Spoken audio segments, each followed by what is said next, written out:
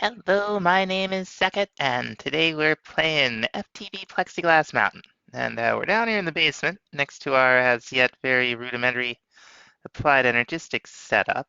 And we're going to see if we can figure out how to do the auto crafting and the auto processing. Now, the first thing we're going to need is a pattern encoding terminal. And we start with a crafting terminal, just like we made last time. And then we're going to add an engineering processor to it. And we'll put it down right here. Why not? So this, we're going to need some blank patterns.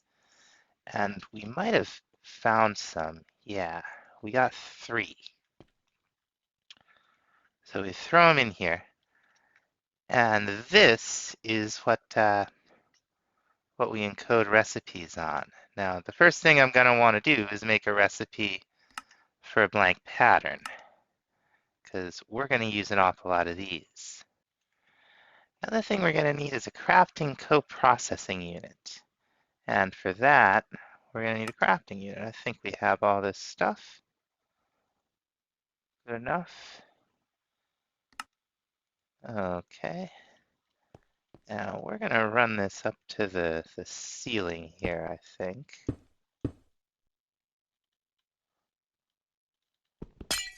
Take that one out for now. No? Alright, well, we know we're going to need some of these crafting storage blocks anyway. So let's go ahead and, wasn't in the GUI there. Let's go ahead and make some of that. Start with the crafting unit. And then, whoops, that's the wrong thing. And we'll need one of these. You know, we might as well just make a 4K. Okay, so we'll make the 4K storage component. There's our 4K crafting storage. Now maybe this thing will connect. Okay, yeah. What happens if we put this up here? Okay, now this is online. Cool. So we're also going to need a molecular assembler. Okay, that's just some more of these cores.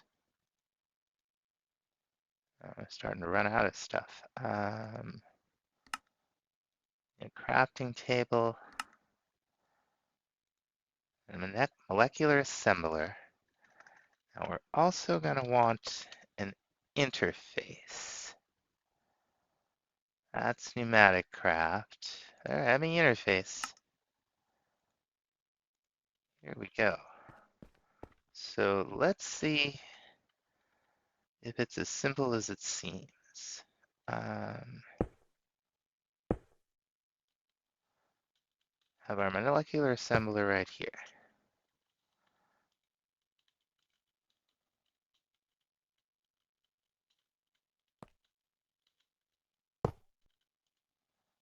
ME interface. Okay, so what if we put the crafting pattern? I feel like something happened to it. Did it go in here? It sure did. Do we put it in here? Let's see. No.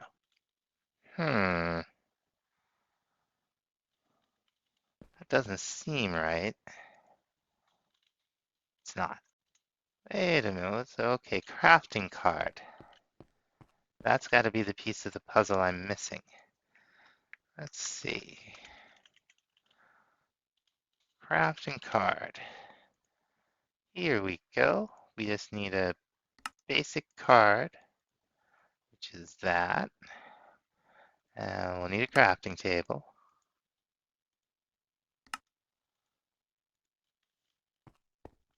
So we throw this in here.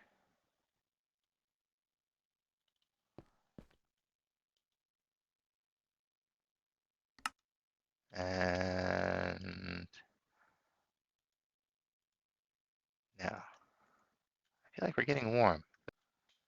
Okay, I think I understand.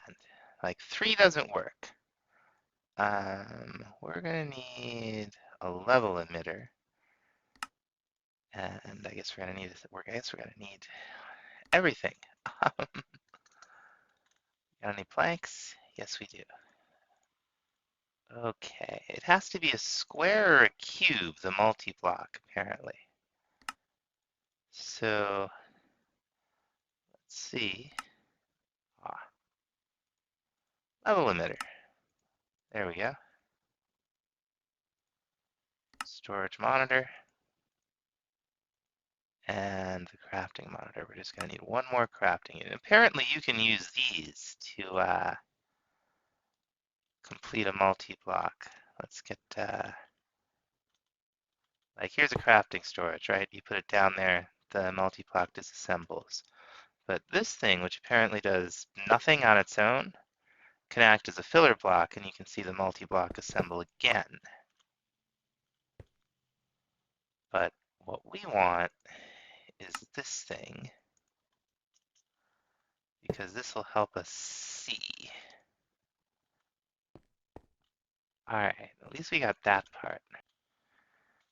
Let's try something else. Let's turn it to the flat version and just make sure it's facing this thing. Right?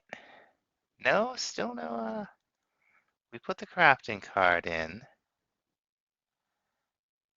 Oh, that's the wrong, I think that might be the wrong upgrade. It's not the wrong upgrade, I'm just blind. I didn't see ME interface there right on top, so I don't know, like why? There's supposed to be a GUI down here, and I don't know how to access it. I don't know what other than the crafting card you might put in here. Okay, apparently there's something called a pattern provider. I found this answer from the question, why can no put? Like, which is exactly how I felt. Uh, why can't I no put? Um, okay. So what do I do? I put this here. I can put a pattern in there, certainly. But I bet that's not what I want, right? Oh, is it?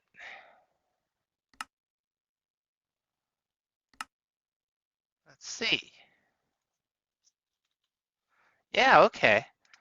So it's just not the interface anymore. It's now these pattern providers. Okay. Hmm. Let's see if we can hook up our machines. So I know we're going to need a bunch of these import buses. Like let's say we're going to try to automate these inscribers. So let's make 5 import buses. So we'll need 5 pistons. Actually, maybe we should hook up our farm. Now we're gonna skip that for the time being. Okay, this is interesting. These appear to import into the system without without import buses. They just kind of flow in. So that's cool. That'll save us all the import buses we were just making. That's all right. We're gonna go ahead and mess with this anyway. Now can I turn this back into a block? Yes. Okay. Let's make a bunch of cable. I've got a couple things programmed in here now. Good amount of cable. Okay, we got 2 import buses, and we got 1 interface. That should be enough to kind of start testing, right? Let's see, how are we going to run this back here? Okay, we're under here. Let's see if we can get down far enough to attach the buses. Now we'll run some cable. Ah, we got an advancement. Okay. So we pulverized up some fluix dust before, and I want to see. We're going to want to turn that off. We're going to turn auto output on and set to, yeah, okay. So it goes through the import bus over here into our network. Cool. Now let's put an interface down and a crafting card, maybe? Nope. Okay, so again, it's the pattern provider. Like if we were to tell this thing to make a whole bunch of glass, let's say, because we put we got a pattern for glass here. 1 glass with 1 sand, right? I wonder what the interfaces are for. It's all used to be interface. You can see it goes in here and then it pumps right out through the import bus and into our system. Okay, I feel like, okay, so what we want to do is, I thought there was a way to use the wrench to flip this thing around. That's alright. Go ahead, I'm just kind of setting the things up here so that we can take advantage of this now that we seem to got at least the basics. So I did go ahead and hook up the farm set of storage drawers to here. So we've got access to everything. I did learn you can only put the storage bus on like the, well, no, that's not true. I have it on the bottom of this one, don't I? Oh, anyway, I got it working. All 3 of these pattern providers can use this molecular assembler. You could surround it. But my understanding is these can only do one thing at a time. So it's like you want to set up some kind of pattern. There's probably a super efficient way to do it, but I'm just gonna do it some kind of way. So we'll just kind of do it like this so that pattern providers have access, in theory, at the end of this, to 6 molecular assemblers at once. So we should be able to craft quite a bit simultaneously. Now, all of this is going to take an awful lot of power, and we've still got some shuffling around to do here. We'll probably move this whole setup down here and have all of this be auto processing. We want to improve our whole scene here. So we've got these really fancy solar panels, but they're going to be quite a set of rabbit holes to make. But we would get started with these basic ones, right? Redstone solar panel. 1 FE a tick, not that much. This one, the ultimate, that's a lot of forge energy. We can hang with that. We will need a whole bunch of steel. So this looks like a good way to make steel with our steel essence. And even the photovoltaic cells here are a bit of a rabbit hole. We're going to need, oh, that is something, isn't it? We're going to have to make some kind of plexiglass. Let's see. Okay, so if we're going to get into solar, we're going to need to get farther into Mekanism. We're going to need to start making brine. So to make brine, we're going to need a lot. We're going to need a lot of steel. So we're going to teach our system how to make the steel essence.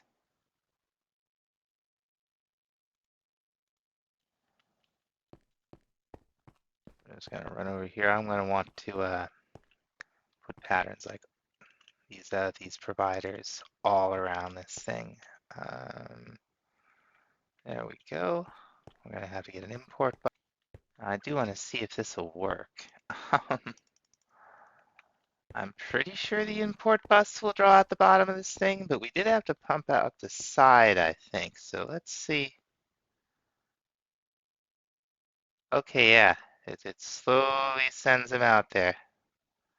Could be faster, but it'll do the job.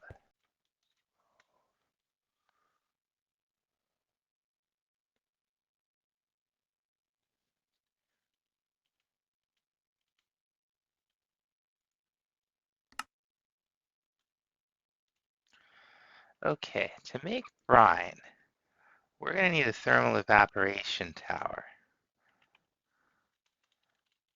Let's see, here we go. Yeah, we're going to need about 216 of these boys. We're going to need one of these. And we're going to want 2 of these. Okay, we got our valves and our controller easily enough. We got a couple of evaporation blocks. So let's make that ought to be plenty. Okay, so we'll need a ton of that. Oh, nope, that's the wrong block. That's okay. I didn't think that was right. Okay, there we go. This is cool. You can kind of watch it happen. What's happening now is all the steel is being scheduled in here, or at least I think it is. I might not like this placement.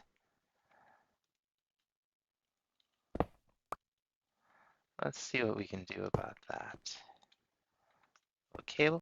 Okay, yeah, there it goes. Likes it right on top. So if we're gonna do a whole bunch of these, we're gonna need more of these Superium seed reprocessors, which isn't gonna be an issue. We have plenty of seeds to turn into essence. I suppose it doesn't really matter where we put it. We're gonna be moving the brine around with ender tanks. So what you do is not that. You do 4x4 on the bottom. And then somewhere you're gonna want to have a controller, and you're gonna want to have a couple of valves. Right? And you have to go up at least by 3. And we'll see the multi-block form. See those particle effects? Disassembles when we begin another layer. And you can go up, I think, 18? And what we're going to do, we're going to take an aqueous accumulator, pop it right here in the water. We're going to run some pipe up.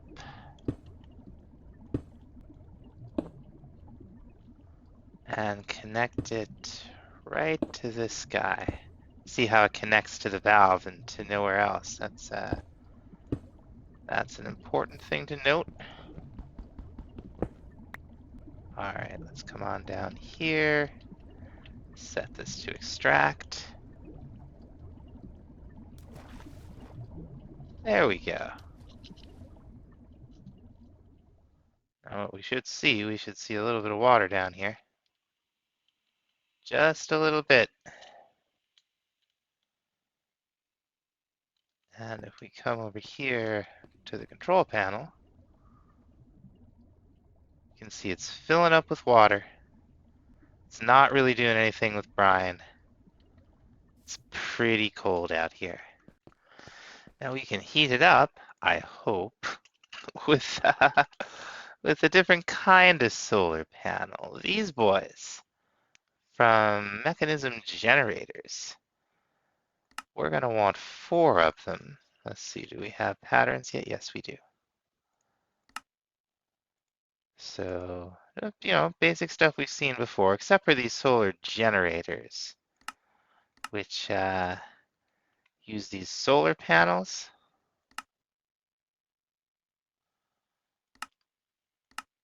We're going to let it use any kind of glass. Let's look up a glass pane here. We're going to need that. There we go. Now these are pretty expensive, but they're gonna be worth it. Right now it's not doing anything. That whole evaporation tower we've built out there, but it's only a little under 300 Kelvin, so that really doesn't surprise me. It might be just too cold for it to do anything at all. What we're trying to do is kind of, render the water down to brine. All right, it's crafting the last pieces of glass. Now on their own, these will give you FE. That's pretty good. I guess they don't stack, huh? So yeah, 80, it'll store 80,000. I can't remember. Let's see, will this tell us? Not really. Now we got a height of 17 here. And if you're like me and you can't count, you can see it in the GUI of the thermal evaporation controller. So what we're going to do is we're going to raise it up by 1 more. It looks like we made exactly enough blocks. We'll have 2 left over, but you can only make 4 at a time. And that recognized it. You saw the particle effects, and now we can add these. And what they will do, as part of this thing here, can things spawn up here? I don't think so. They're going to give us some heat, once the sun is shining, of course. Aha, you can see that the temperature steadily increasing. This is full of brine, so it's doing a great job. Now we're going to want to have access to it downstairs. We may have found a couple of ender tanks. Let's find out. Yes, we did. We think we found them in the end. They're not hard to make. They're just obsidian, a little bit of wool, ender pearl, a bucket. Let's see. For now, we're just going to put one right here. And we're going to want to, these work just like the other ones that you may be more familiar with, except this is where you color the 3 bands. We're going to make ourselves, let's see. We'll turn one of them brown. How about that? Just one of the lines, maybe the bottom one? I have a feeling we might be messing with an awful lot of fluids in this. And you just shift right click maybe? Shift right click, there we go. Oh, we're gonna need some pipes too. So here we are at the other thermal evaporation valve. We're gonna put this down, and where'd the dye go? I don't know where it went. We'll just make some more. There we go. And we're gonna set this to extract, or to pull, I should say. And you can see the brine going in there, filling up the ender tank, making a little, well, no, that's still full. I think. Yep, probably is, because that's full. So let's make a really big tank. Now, Mekanism adds 4 tiers of tanks. We're going to want the fancy one. This holds 256 buckets. It's going to require atomic alloy, which we'd use a reinforced alloy first. We're going to need 4 of these. So that's what, 20? I think we're going to have to make some recipes, aren't we? We're going to have to make a recipe for that.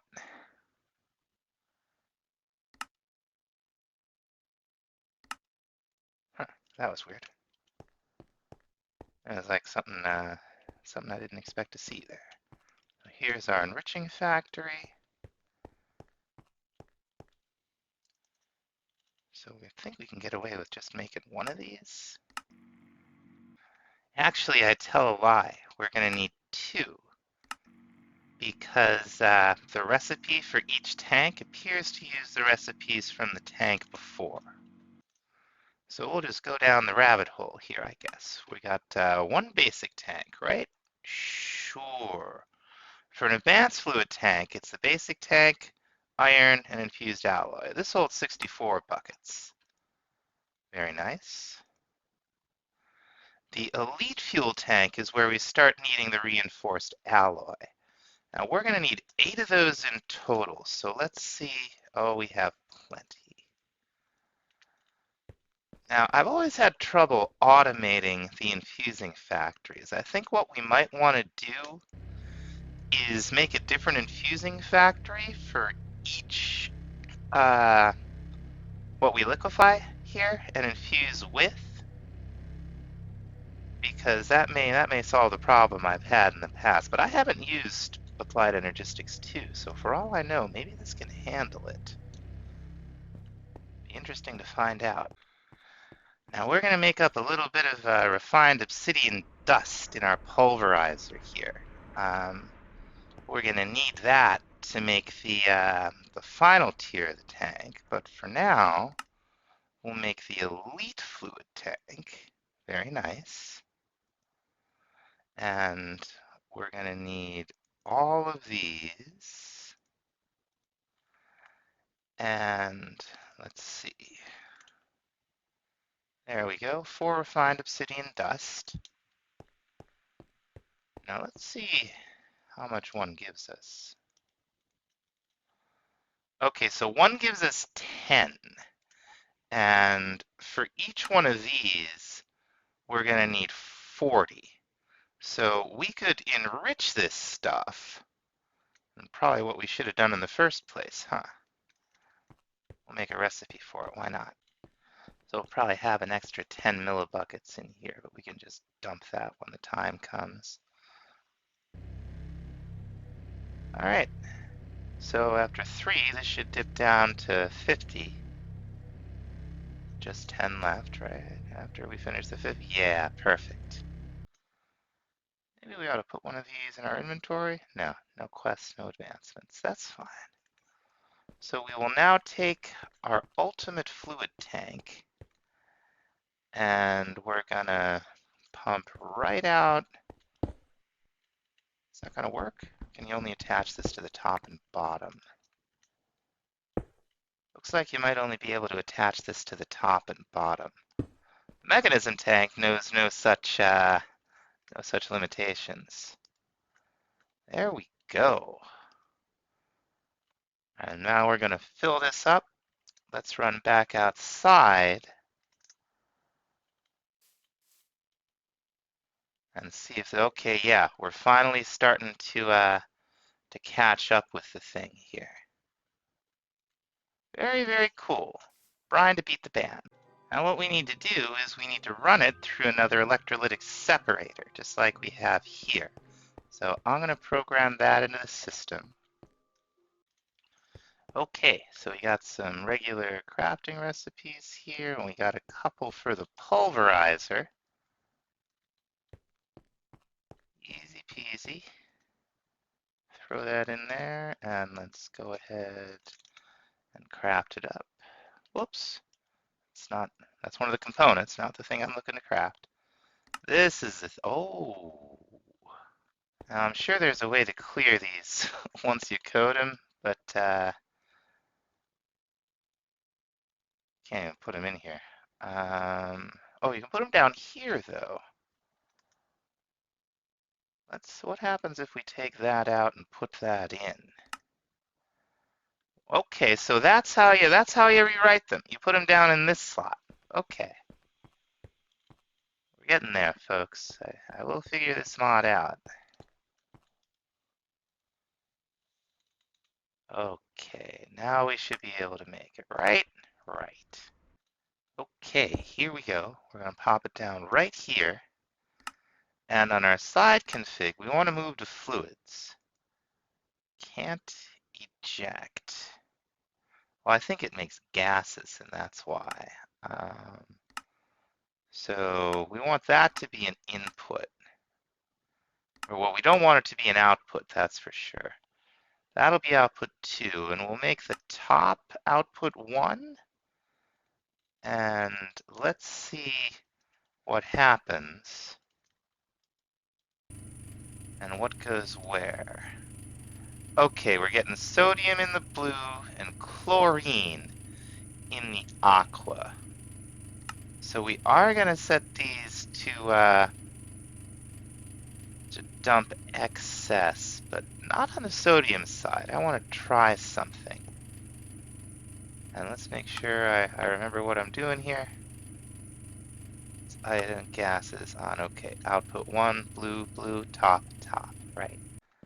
Now to turn that gaseous sodium into liquid sodium, we're going to need something called a condensator. Condensator. Okay. So we're going to need a basic chemical tank. I think this is the only one of these where we might make one more. But it's not really worth doing a whole ton. It's not worth programming it in, I mean, because we're not going to need a whole ton. So go ahead and make that. And I don't know.